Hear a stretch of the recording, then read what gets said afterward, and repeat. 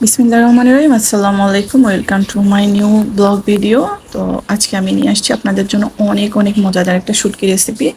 শুটকি আমার অলওয়েজ ভালো লাগে, তো এটা হচ্ছে একটু ডিফারেন্ট করছি।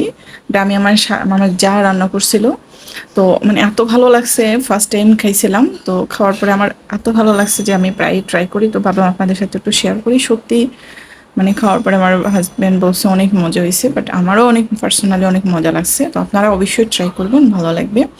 তো শুরু করতেছি আমার ভিডিও।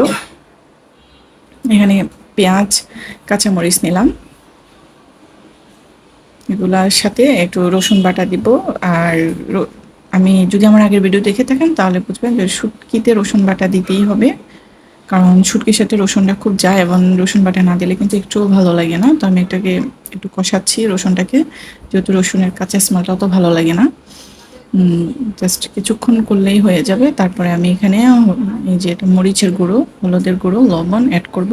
শুটকিতে কিন্তু ধনিয়া গুঁড়া যায় না, তো আমরা কখনো ট্রাই করি নাই। তো আপনারা কখনো ট্রাই করবেন না, কারণ শুটকির গন্ধটাই আলাদা। এখানে একটু টমেটো পেস্ট দিলাম, আমার টমেটো পেস্ট লাগেই। আর আমার কাছে মনে হচ্ছে যে দিলে আমার কাছে অনেক ভালো লাগে। তো আপনারা যাদের ভালো লাগে না টমেটো, তারা স্কিপ করতে পারেন। আমার ভালো লাগে তাই আমি দিছি। আর যারা খায় তারাও বলে অনেক মজা।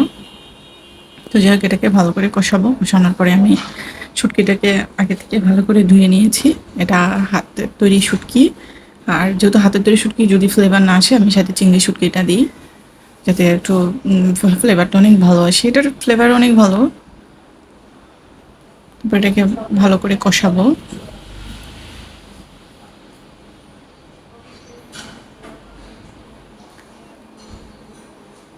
যেহেতু মাছটা আমার আম্মাকে দেখছি শুটকিটাকে একটু গরম পানিতে ভিজায় রাখে, তো আমরা সেটা করব না। আমি এটাকে ডাইরেক্ট দিয়ে দিয়েছি, সেজন্য কষানোর সাথেই দিয়ে দিয়েছি, যাতে একটু ভালো করে কষে এবং শুটকির ভিতরে সব কিছু ভালো করে ঢুকে। মানে মাছ যেভাবে দিই ওরকমই দিয়ে দিয়েছি। অনেকে পরে দেয়, পরে দিলে আমার কাছে কেন যেন মনে হয় সাদা সাদা থাকে। তো এই যে চলে এসছে কাঁঠালের বিচি। আর যে ডাটাগুলো দেখতেছেন এগুলো হচ্ছে লাউয়ের ডাটা, লাউ পাতার ডাটা। তো আমি এগুলো এটাই নিয়েছি। এটা যখন আপনি ভাতের সাথে চাবাই খাবেন অনেক ভালো লাগবে। আর কাঁঠালের বিচি তো শুটকির সাথে অনেক ভালো যায়, ভালো লাগে। এটাকে ভালো করে নেড়ে ছেড়ে দিব, যাতে সব কিছু একসাথে লেগে, মানে সব কিছু মশলা মশলি সব কিছু ডাটার সাথে কাঁঠালের বিচির সাথে ভালো করে লেগে থাকে।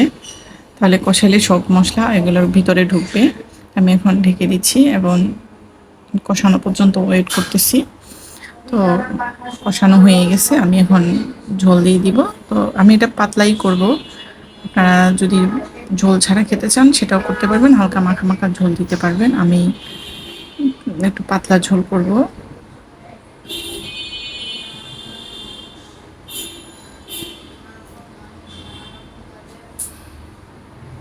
কাঁঠালের বিচিগুলো আগে থেকে সিদ্ধ করে নেই, কারণ কাঁঠালটা অত পক্ক হয়নি।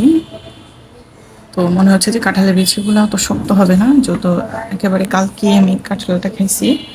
একটু ভিজে রাখছি যেহেতু শুটকি রান্না করবো, সেজন্য এই যে মাঝে মধ্যে নেড়ে ছেড়ে দিবেন।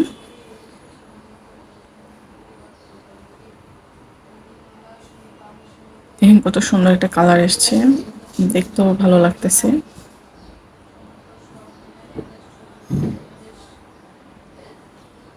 তো আমি এটাকে ঢেকে আবার রেখে দিচ্ছি।